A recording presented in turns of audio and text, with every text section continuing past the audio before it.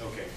Yeah. Hi, my name is Brett, and I'm going to keep talking about barriers to be active listeners. So, next two barriers to be active listeners are script writing and defensive listening. Script writing is instead of focusing on what the speaker saying, that rather than think about what he will or she will say the next. So you're not actually focusing on the speaker. You just think about the next one, what he or she will say.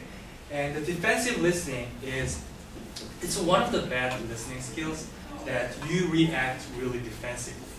I think none of our audience is defensive listening right now, but defensive listening caused because you're expecting or you think you're not agree with the speakers or the presentation or idea.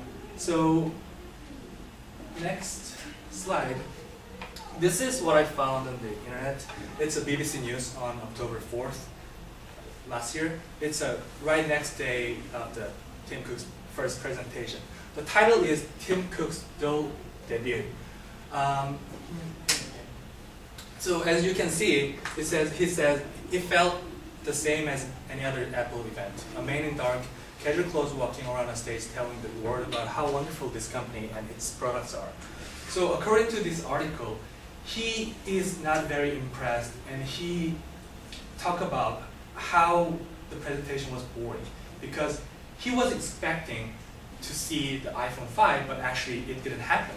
So he became defensively and write about the bad things about the presentation. But actually, in this presentation, the Apple announced the Siri, which is amazing product functions, and the other like iCloud and something else. So that makes actually iPhone 4S becomes the most successful iPhone so far. So he became defensive to listen what the Tim Cook says, so he missed a lot of points, and he couldn't get the information what he was supposed to get. Next one. The solution. How we are not, how we don't get those script writing or defensive listenings. So first of all, we need to focus on motives. Not focus on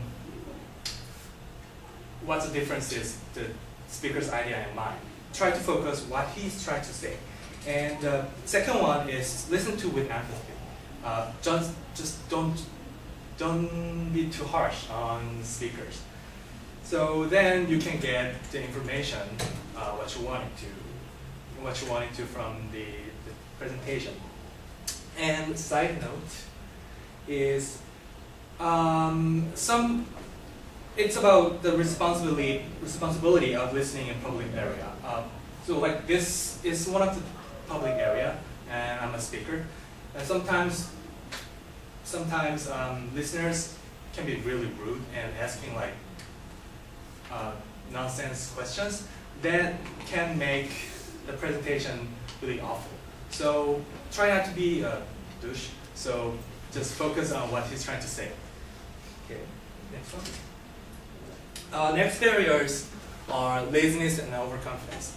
Laziness caused by people think they know a lot about something, the thing that the speakers try to say. That's why listeners don't pay attention to the speaker, so it's going to be missing a lot of information. Next one is overconfidence. It's kind of like same category with laziness because they expect too little to the speaker, so they miss a lot of information again. Okay, next one.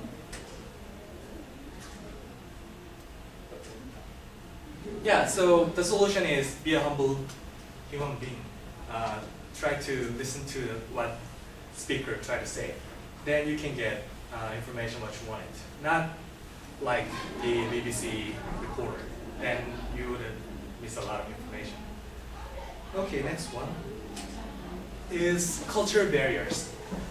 We grow up in different culture. So we have different style of speaking and different style of dressing, and a lot of things different. So that can cause cultural barriers.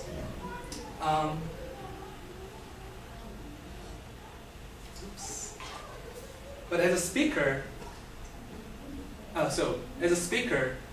it is important to make audience not feel the cultural barriers. I mean, what if I wear like hot pants and like trying really weird clothes? You cannot focus on what I'm trying to say. So try to minimize all the cultural barriers. So next one. So look at Tim Cook. This is how he dressed and how he dressed in the presentation. He wore really clothes really casually, and he put a smile on his face always, because laugh is the best medicine. So that's how we try to minimize the cultural barriers.